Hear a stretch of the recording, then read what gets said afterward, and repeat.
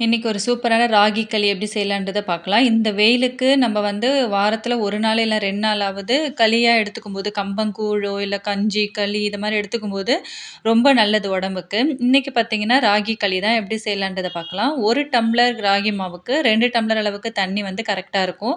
தண்ணி வந்து நல்லா கொதிச்சு வரும்போது, இந்த நம்ம எடுத்து வச்சிருக்கிற ராகி மாவுலேருந்து 1 ஸ்பூன் மட்டும் எடுத்து தனியா ஒரு கொஞ்சமா தண்ணி விட்டு நல்லா கிண்டிக்கணும். இந்த இடத்துல நான் ஒரு என்ன மிஸ்டேக் பண்ணிட்டேன்னா, நம்ம வந்து கொதிக்கிற தண்ணியே கொதிக்க வைக்கிறதுக்காக நம்ம அளந்து வச்சிருக்கோம் பார்த்தீங்களா, அந்த தண்ணியிலேயே கொஞ்சமா எடுத்து ஊத்தி நம்ம செஞ்சிருக்கும்போது கரெக்ட்டா இருக்கும். எனக்கு வந்து மாவு போடும்போது தண்ணி வந்து கொஞ்சம் அதிகமா இருக்க மாரி இருந்தது. அதுக்கப்புறம் நான் திரும்பவும் 2 ஸ்பூன் அளவுக்கு மாவு வந்து எக்ஸ்ட்ரா போட்டுக்கிட்டேன். அத மட்டும் நீங்க கொஞ்சம் செக் பண்ணிட்டு மாத்திக்கோங்க.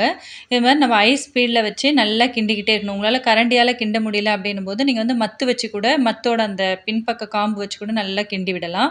இது மாரி நல்லா கிண்டி விட்டுட்டு, ஒரு 10 நிமிஷம் லோ ஃப்ளேம்ல தட்ட மூடி வச்சுட்டு, அதுக்கப்புறம் கையில தண்ணியோ, இல்ல எண்ணெயோ தொட்டு பார்த்தீங்கன்னா, நமக்கு ஒட்டாம வரும். திரும்பவும் நம்ம வந்துட்டு ஸ்டவ்வ ஆஃப் பண்ணிட்டு, ஒரு 10 நிமிஷம் அப்டியே மூடி வச்சுட்டோம்னா, அந்த ஹீட்லயே இன்னும் நல்லா உள்ளலாம் வெந்து வந்திருக்கும்.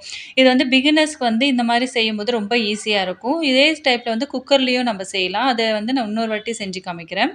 அடுத்து ஒரு 10 நிமிஷம் கழிச்சு, நம்ப ஒரு கிண்ணத்துல நெய் இல்லன்னா நல்லெண்ணெய் தடவிட்டு, நம்ம கிண்டி வச்சிருக்க ராகிய வந்து போட்டு நல்லா உருட்டி எடுத்து வச்சுட்டோம்னா, நமக்கு சாப்பிடும்போது டேஸ்ட்டான ஒரு சாஃப்ட்டான ராகி களி வந்து ரெடியா இருக்குது.